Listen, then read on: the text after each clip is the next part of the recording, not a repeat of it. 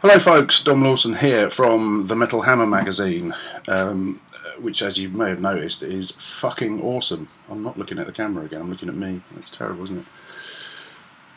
See what happens when I don't do this for a while. I forget that I need to look at the camera. It's these technical details that really need to be reassessed.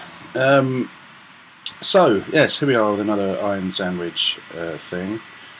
Today I'm going to talk to you about not one, but two albums, because they're both albums I should have done separately and now can't be asked, so I'm doing them together. They're both on Nuclear Blast Records, and they are both, for want of a less irritating phrase, power metal records. And you know, I've probably said, I'm sure I repeat myself a lot on these things, so you know, if you've heard all this before, then unlucky. You can always switch off, can't you? It's not, I can't give a shit. But you know, my relationship with power metal is somewhat vexed, shall we say. There are certainly bands that I like a lot. You probably saw, well, you may have seen me being nice about the new Dragon Force album recently. I mean, I wouldn't have said they were one of my favourite power metal bands, but I think that's a really, really strong record. And you know, I'm a massive fan of things like Nocturnal Rites and Lost Horizon and Thunderstone, and you know, there's a handful of excuse me, bands that I really rate, and there's also an awful lot of stuff, probably the vast majority of it, that I just can't be bothered with. You know, I remember I did an interview years ago with Warrell Dane and Jeff Loomis of Nevermore at Gatwick Airport, curiously enough, and I was talking to Warrell about how you know, Nevermore, I'd seen them described as power metal a few times, which is ludicrous, but you know, you know, they did get described as power metal sometimes in the press, possibly because, you know, when Warrell was in Sanctuary, they often get called power metal when the phrase power metal meant something entirely different. But anyway, Nevermore got described as power metal a few times, and were kind of being linked with a lot of bands that they clearly had nothing in common with whatsoever. And Warrell made a comment on the basis that the reason he doesn't like power metal and doesn't want to be called power metal is that power metal is far too bloody cheerful, and that an awful lot of it's kind of, you know, major chords and happy kind of, you know, almost like, I mean, I've often used the phrase Eurovision metal. You know, it's kind of there's kind of cheery European melodies and too many keyboards, and the kick drums could easily be replaced with a disco beat a lot of the time, and you just kind of think, no, this is not dark, this is not heavy, and a lot of it's very irritating. The other thing is, of course, that I have touched a woman and have never read Lord of the Rings, which means that an awful lot of it kind of goes over my head, really. I don't, you know, I'm not really interested in songs about dragons unless they're being sung by Ronnie James Dio, so it's, you know, I have issues with power metal, but having said that, there are some bands that I really, really like, and both of these bands that I'm going to talk to you about now, when I stop waffling 3 minutes in, are I think certainly way above average when it comes to this stuff. Now, the first one is Sabaton. They have a new album called Carolus Rex, which apparently is available in two different formats. There's a version that's sung in English and a version that's sung, I can only assume, in Swedish. I can't remember, I didn't read the press release properly, but there's two different language versions of it. And it's I think Sabaton are an interesting band, because when I first heard of them, I think the first time I listened to them was when Metalizer was reissued. I can't remember. It was like around about the time of their second or third album, anyway. And they were kind of put forward as, like, you know, this great new power metal band and all the rest of it. And they didn't seem particularly remarkable to me when they came out. When I first heard them, I thought, you know, they're decent enough, but nothing spectacular. But certainly the last 2 or 3 years, their popularity and their significance, you know, their prominence within power metal has grown exponentially, and they now really, in Europe anyway, they seem to be one of the biggest bands in the genre. Oh, look at that. Unpleasant smear on the camera. And now there's another one which I've put on with my thumb.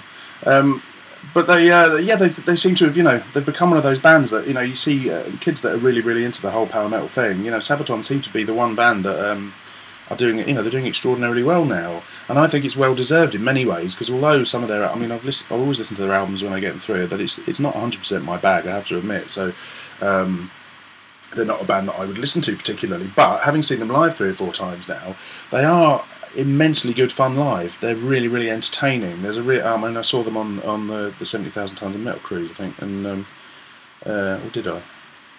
Am I imagining that? I can't remember. Fuck knows. Anyway, I've seen them in various places, and they are always spectacularly entertaining. Yes, I did see them on the cruise. And there's always a really good kind of uplifting party vibe when they play. Now, they're also a band that seem to be very well aware of their own preposterousness, which is good because some power metal bands don't seem to be aware of it and take themselves a little bit too seriously, and it all gets a bit cringeworthy, really. But Sabaton are, they have fun and they're smiling on stage, and they really, although I'm sure they take their music very seriously, they don't take themselves seriously, which is a great thing, And I think there's a lot to be said for that in heavy metal, unless you're Manowar, of course, in which case the whole point is that they take it seriously, which is why it's good.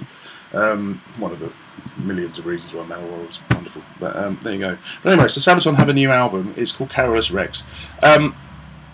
I'll be totally honest. There are bits of this album that I really, really like, and I think, although it's definitely not something that I'm going to be listening to a lot, or possibly ever again, there are certainly tracks that I really enjoyed, and I think it.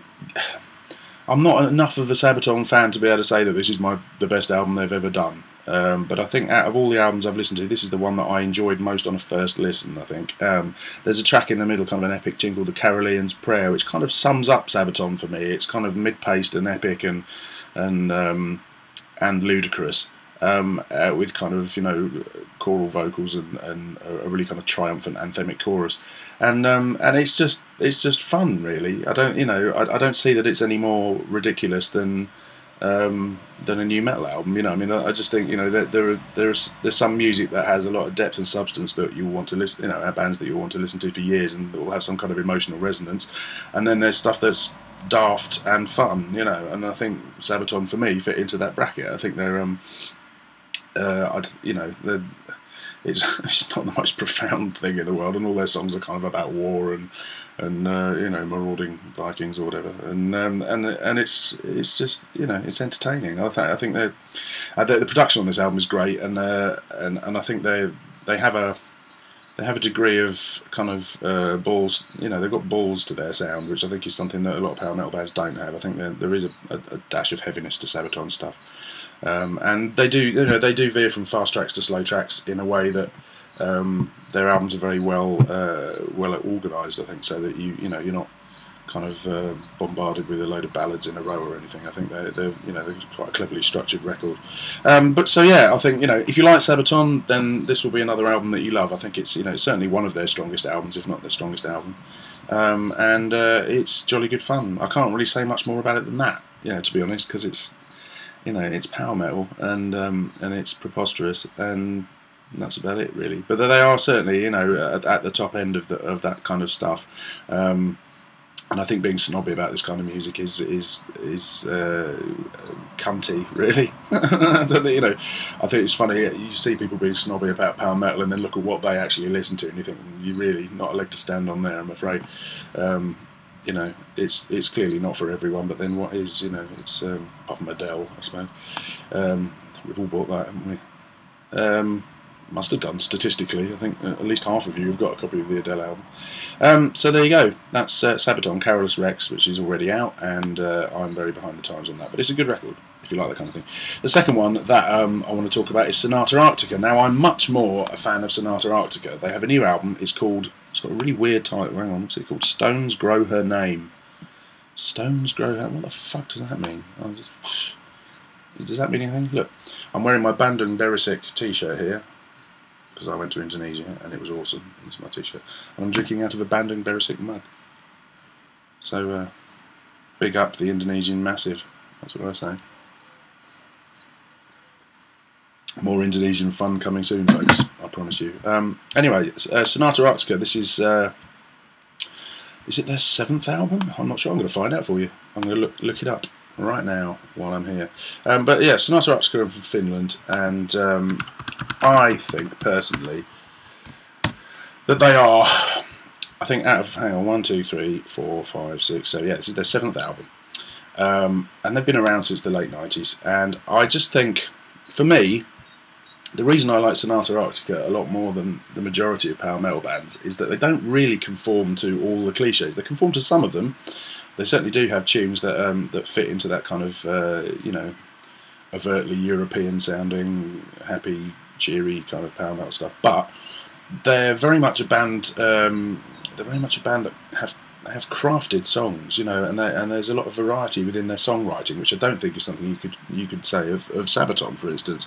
I mean, one of my favourite power metal albums of all time is Winter Heart's Guild by Sonata Arctica, which I think is just a brilliant example of how good songwriting transcends the kind of